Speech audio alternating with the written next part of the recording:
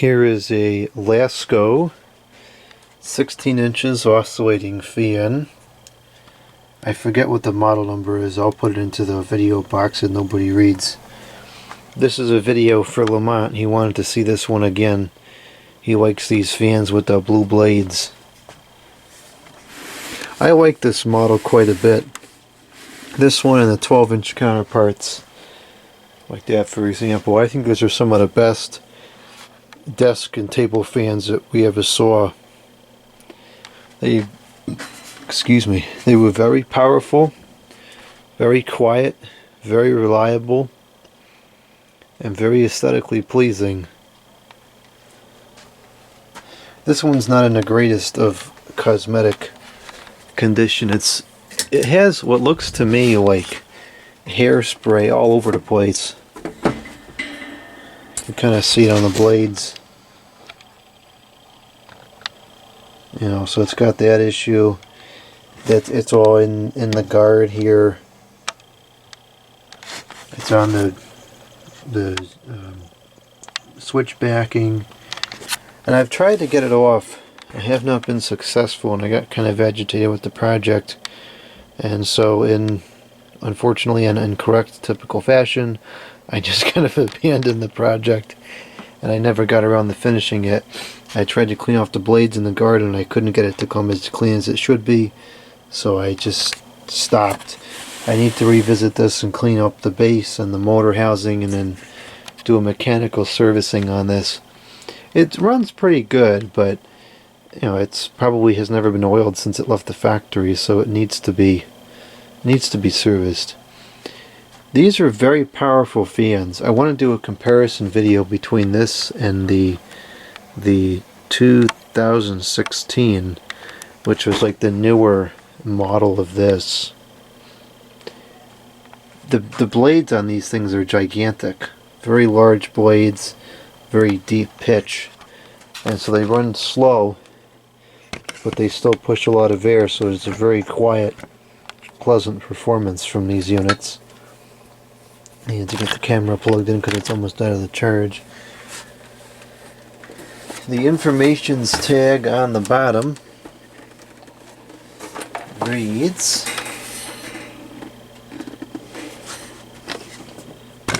zoom in here,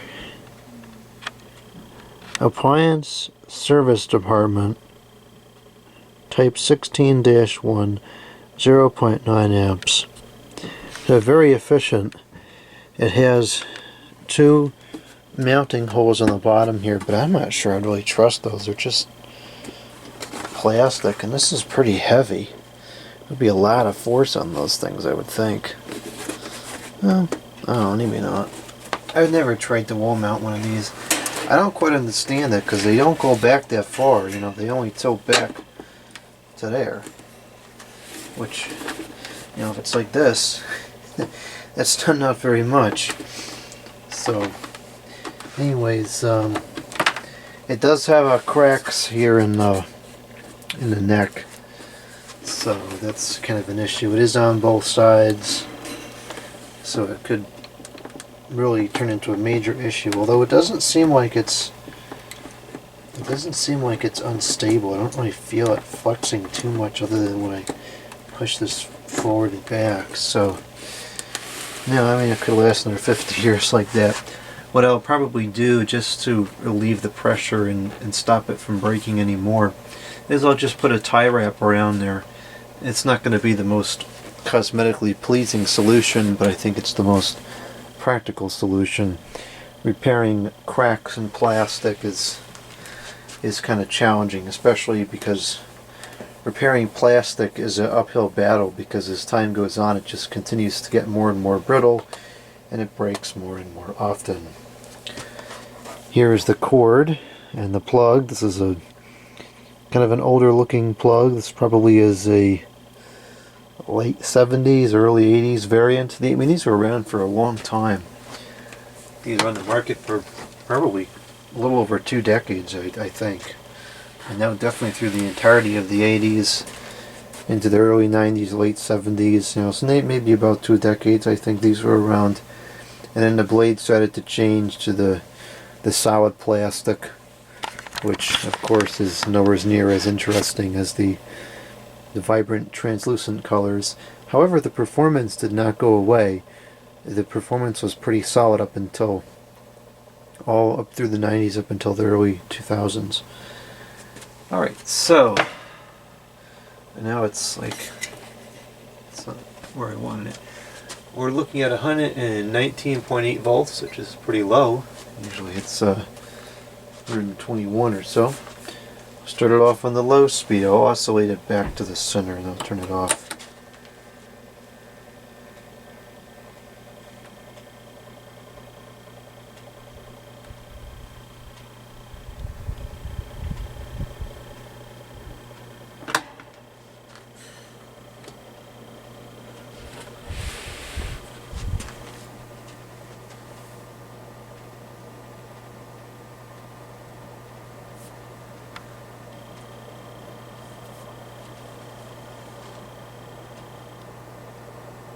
Okay, so that's pretty much up to speed.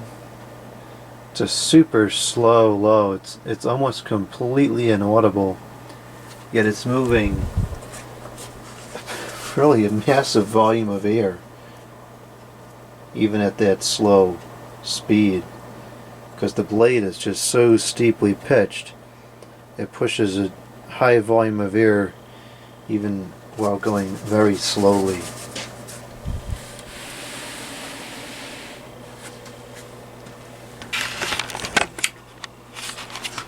And you can see here just how steep the pitch is.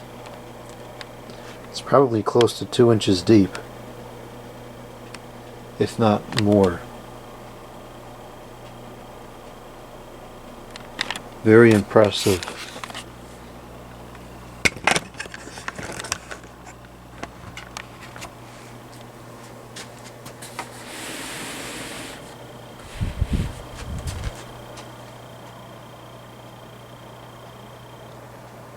This is taking 0.51 amps, 61 the watts, and a power factor of 0.99.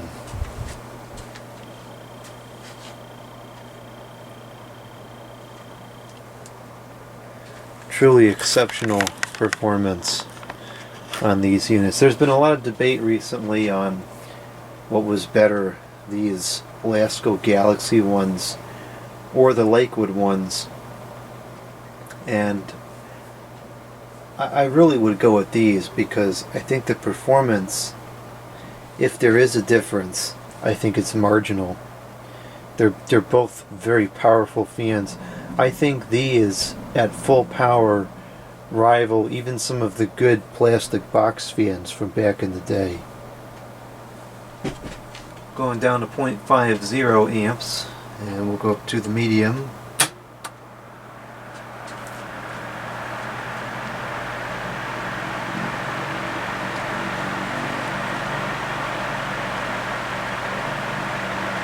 Okay, and that is the 0.67 amps, the 81 the watts, and a power factor of 1.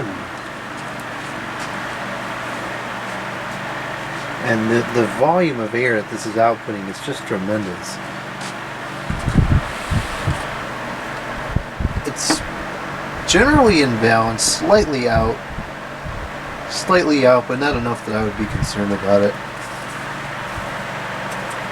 It sounds very similar to the 12-inch model. The ones that have the rounded blades like this one, they have a very distinct sound to them.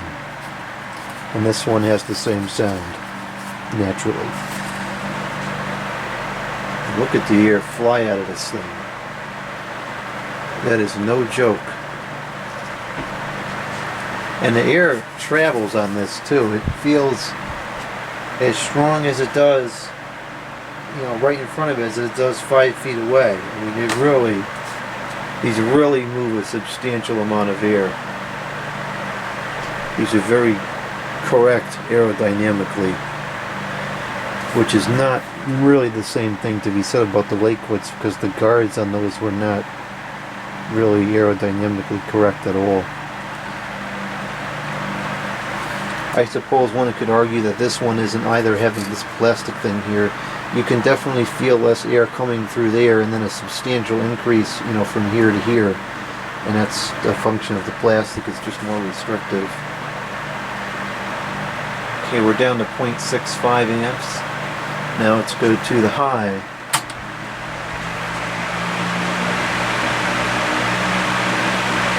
Okay, and that is the 0.81 amps, 0.80 amps, 93 the watts, and power factor of 0.95. And this is strong. It is really strong.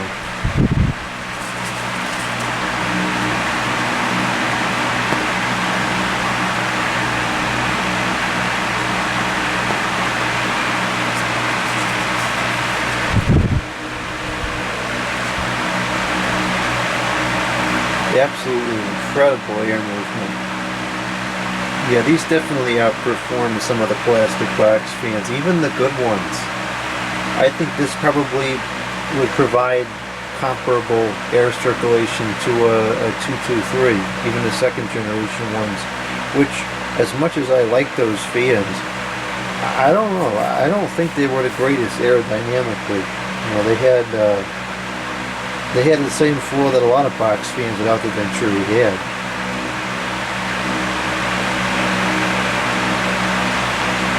This is insanely powerful.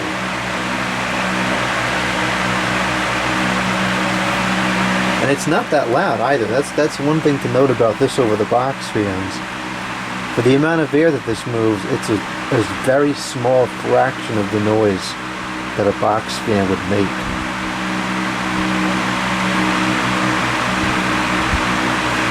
Okay, let's check the oscillations. I think they work.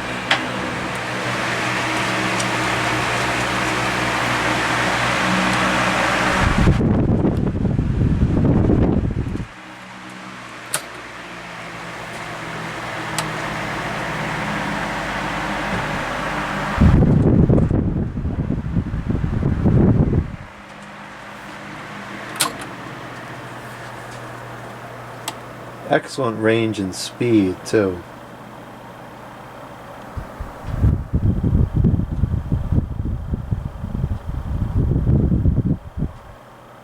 Nice and slow oscillations.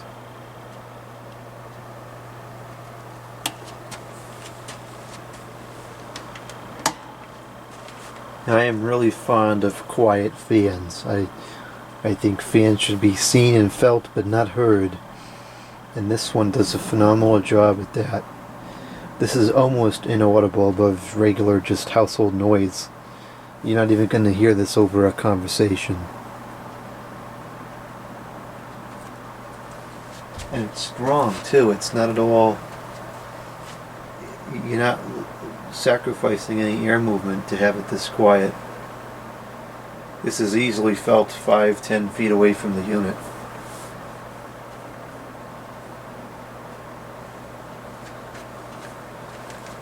Okay, we'll off it. And here's the spin down. Unserviced, mind you, this has not been taken apart and lubricated. This is as is from 70s, 80s, whenever it was made. And the bearings are still perfectly free. It's very seldom that I see these have bearing issues or that I see them locked up. I guess it's the same thing. But the bearings in these, very good quality. They put enough lubrication in them. It's really a shame that the 9-inch ones were not built to the same quality level that these were. Because the 9-inch ones notoriously have bearing issues, but I don't see bearing issues in the 12s or the 16s, hardly ever. So, there you go, Lemont, the Lasko 16-inch oscillating fan with blue blades.